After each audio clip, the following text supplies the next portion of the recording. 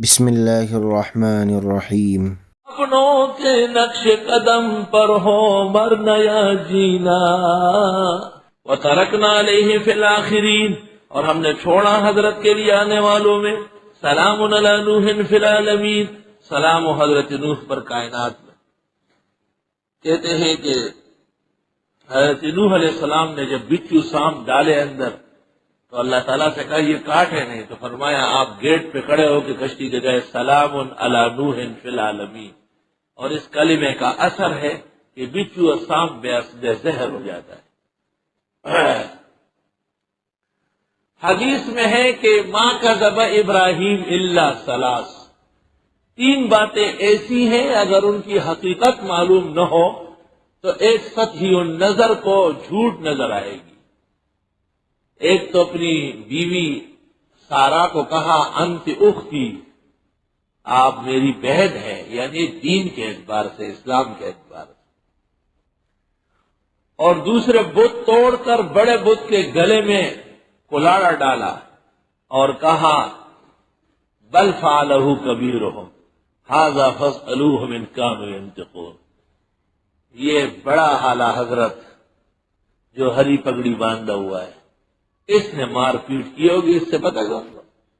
اور تیسرا یہ کہ حضرت نے ایسے ستاروں کو دیکھا۔ اصل میں لوگ آئے تھے کہ ہمارا میلہ ہے سالانہ، آپ ہمارے ساتھ چلے، تو حضرت نے کیا شرک اور کفر کے میلے میں جانا تھا۔ عذر فرمایا، آسمان کو دیکھا کہ یا اللہ تیری قدرت کے ہی ستارے اور سب دلیلیں موجود ہیں، اور میں تیرا خلیل مبعوث ہوں، اور پھر بھی یہ لوگ شرک سے باز نہیں آئے۔ فنظر نظرة فی النجوم فقال انی سقیم۔ حضرت بیمار تھے یا نہیں یہ ایک علیحدہ مسئلہ ہے، ہو سکتا ہے واقعی بیمار ہو، لوگوں کو پتہ نہیں، ہو سکتا ہے مستقبل کی بیماری کی نیت ہو۔ اور فقہاء نے استدلال کیا ہے کہ جب آدمی کسی دعوت میں نہ جانا چاہے تو عذر کر لے مرض کا، اور ہر انسان میں کوئی نہ کوئی مرض موجود ہے۔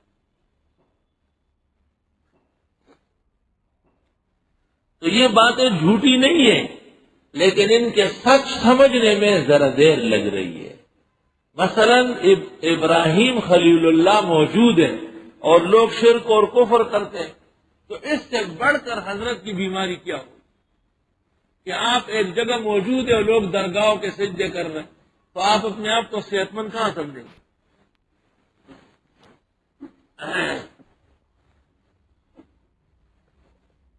اس کو فرمایا کہ ابراہیم علیہ السلام نے تین باتیں ایسی فرمائی کہ اگر حقیقت کو ملاحظہ نہ کیا جائے تو جھوٹی ہو سکتی ہے، ایک سطحی نظر کے خیال میں۔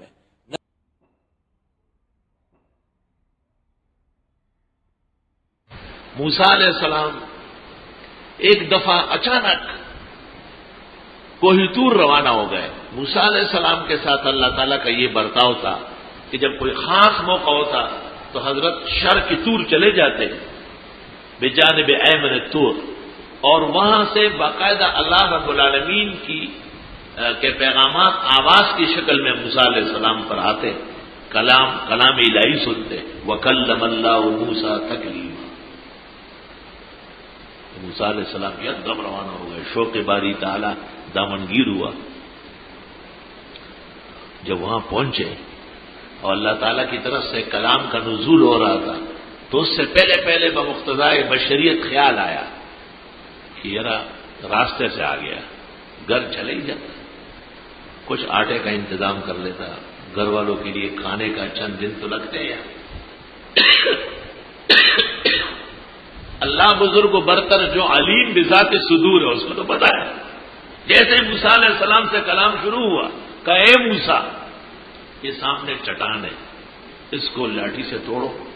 موسیٰ علیہ السلام نے لاٹھی سے ضرب لگایا، وہ ٹکڑا ٹکڑا ہو گیا، درمیان میں ایک اور نکلا، کہا اس کو بھی توڑو، اس کو توڑا، ایک اور نکلا املہ بالکل ہموار سا، کہا اس کو بھی توڑو، ایک پاؤں برابر نکلا، کہا اس کو بھی توڑو۔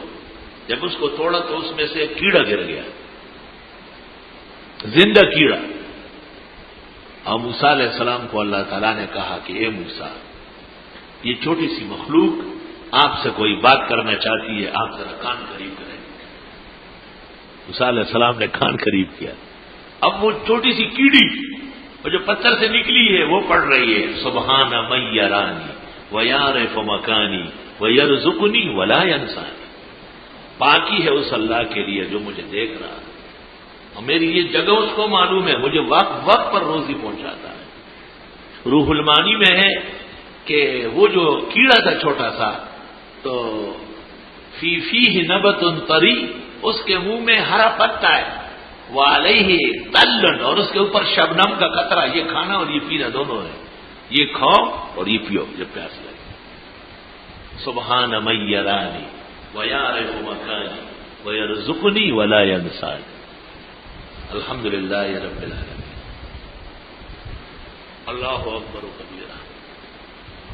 رزق کا معاملہ، ضروریات کا معاملہ اللہ تعالیٰ نے اپنے ذمے لیا ہے،